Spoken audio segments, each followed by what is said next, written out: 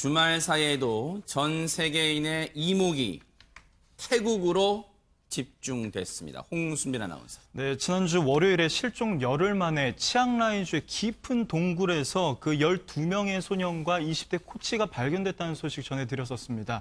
그런데 이제 그 발견이 됐음에도 어떻게 이들을 밖으로 데리고 나오냐, 이것이 이제 문제였는데, 사실 그 발견 당시에 소년들의 그 건강 상태가 그렇게 좋지 않고 또 동굴에 그 물이 계속 차오르는 상황이라서 굉장히 긴박한 상황이었습니다. 다행히도 그 사이 뭐 큰 비가 내리지 않고 이렇게 펌프로 계속 동굴 안에 물을 빼내는 작업을 하면서 이게 수면이 낮아졌다고 하는데, 수면이 낮아지니까 그때부터 이제 잠수부를 본격적으로 투입을 했었던 거죠. 그런데 그 잠수부들의 수색 작업에서 드디어 어제 4명의 소년이 이 동굴 밖을 빠져나올 수 있었다고 합니다. 태국 네이비실, 그러니까 잠수부가 이제 소속된 그 네이비실 공식 페이스북 홈페이지를 보면요.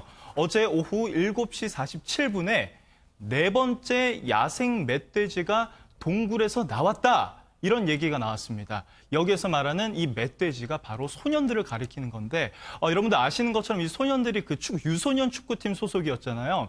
그 유소년 축구팀 그 이름이 야생 멧돼지를 뜻하는 그 이름이었습니다. 뭐 예를 들어서 뭐 두산 베어즈 이러면 그 곰을 이렇게 표현을 하듯이 이 소년들, 그래서 그 야생 멧돼지가 동굴 밖을 빠져나왔다, 이렇게 되는데 이 시점이 7시 47분이었습니다. 근데 이제 수색은 5시 40분부터 2명씩, 그리고 10분 뒤 또 두 번째 소년이 구조가 되고, 그리고 1시간 이후에 1시간 20분 정도 이후에 다시 추가적으로 2명의 소년이 빠져나오면서 어제만 총 4명이 구조가 되어 있는 상태고요. 여전히 그 동굴 안에는 9명이 남아있는 상태입니다. 자, 천만다행이죠. 당시 상황 좀 보시고 영상 좀 보시고 이어가 보도록 하겠습니다.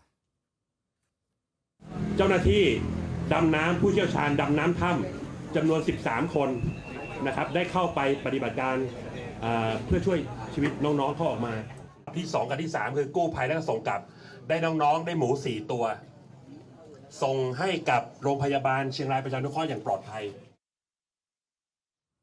손소 변호사님, 근데 궁금한 게 저희가 지난주에도 구조가 그렇게 만만치 않다, 쉽지는 않다 했는데 그럼 대체 어떻게 구조해서 나온 거예요? 데리고 나왔습니까? 정말 다행스러운 일인데요. 네. 뭐 최장 3, 4개월도 걸릴 것이다라고 하는 그런 비관적인 그런 예상도 있었거든요. 네. 하지만 다행스럽게 며칠 만에 구조가 성공했는데요.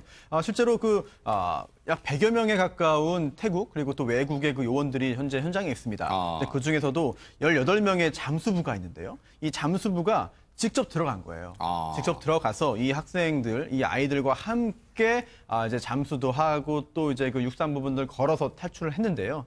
그 중에 이제 3번째 그 침수 구간은 이제 폭이 60cm밖에 안 된다 그럽니다. 그래서 잠수 도구를 벗어놓고 통과할 수밖에 없었는데, 폭이 60cm면 그냥 사람 겨우 한 명 지나갈 수 있는 그런 폭이겠네요. 그렇습니다. 그러한 구간까지도 참 어렵게 결국 통과해가지고 첫 이제 구조 학생들이 나갔고요. 앞으로 남은 학생들까지 무사히 구조되기를 바라는. 폭이 가다 보면 이 딱 한 곳이 있는데 폭이 60cm, 거기가 제일 고비가 됐던 그런 구간이라고 해요. 저게 그런데 오 교수님, 이 방송 보시는 분들은 아니 그냥 동굴 들어가서 손잡고 끌고 나오면 되지 뭐가 어렵지 할 텐데, 저 동굴 길이가요. 동굴 입구에서 발견된 곳이 어디냐면 무려 5km나 들어가지 있는 곳이랍니다, 세상에. 그러니까 이제 숙달된 잠수 전문가들조차도 저기까지 접근을 하려면 한 5시간 정도는 가야 된다라고 합니다. 사실. 그리고 이제 이 동굴 속에 있는 물이 지금 파란색으로 이렇게 표현이 되어 있는데 실제로는 한 치 앞도 보이지 않는 흙탕물로 가득 차 있다라고 하는 것이죠. 그래서 이 잠수 전문가 같은 경우도 허리를 꺾고 들어가야 되는 그런 부분도 있고요. 그 다음에 이제 아까 말씀하신 대로 폭이 좁기 때문에 거기를 통과하려면 이 공기통을 벗고 난 이후에 스스로 통과를 해야 되는 그런 상황이기 때문에 이것은 누구의 도움도 받지 못하고 소년들이 수영법이라든가 잠수 장비 사용법을 본인들이 습득을 한 상태에서 가야 되는 그런 상황이기 때문에 사실은 저희들이 그렇게 만만한 장소로 보는 것이 아니고, 지금 또 얘기는 또 비가 온다 그럽니다. 그래서 비가 오게 되면은 지금 저것을 계속 구조 작업을 더 이상 할 수가 없는 그런 상황이라고 하는데 상당히 안타까운 상황이에요. 물이 계속 차오르겠죠. 앞서 그것만 한번 보죠. 통로가 얼마나 좁냐면요. 숙달된 이 잠수부 요원들도 어떤 식으로 빠져나가냐면 이 메고 있던 산소통 이제 보세요. 저게 어떤 모습이냐면 메고 있던 산소통을 벗어요, 등에서. 그래서 산소통을 앞에 밀어넣고 산소통 빠져나가게 하고 그 다음에 자기가 몸이 빠져나갈 정도로 폭이 굉장히 좁습니다. 저 숙달된 잠수부도 빠져나가게 애를 먹는 저곳을 지금 어떤 방식으로 하냐면 이 소년들에게 여러분 혹시 영화에서 해난 구조 영화에서 가끔 보셨을 거예요. 얼굴 전체를 덮는 마스크 있죠? 수경.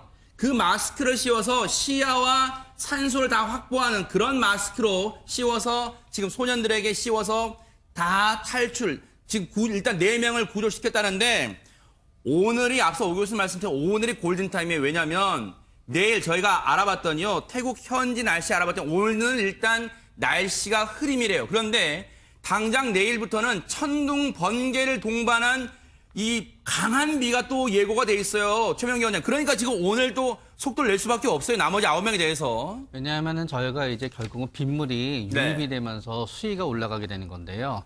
지금 우리 아이들이 가까스로 바위 위에서 의지할 수 있는 곳이 있는데 네. 수위가 올라가면 올라갈수록 힘들어지거든요. 아하. 그렇기 때문에 사실 이번에 4명을 구조한 것도 커다란 의미가 있게 되는 게 네. 수위가 올라가게 되면 결국은 끝쪽으로 몰리게 되는 거고요. 네. 이 4명의 공간이 빠진 만큼 4명이 살아날 확률이 올라가는 아하. 거거든요. 그렇기 때문에 어떻게 해서든지 빨리빨리 빼낸 거예요. 네.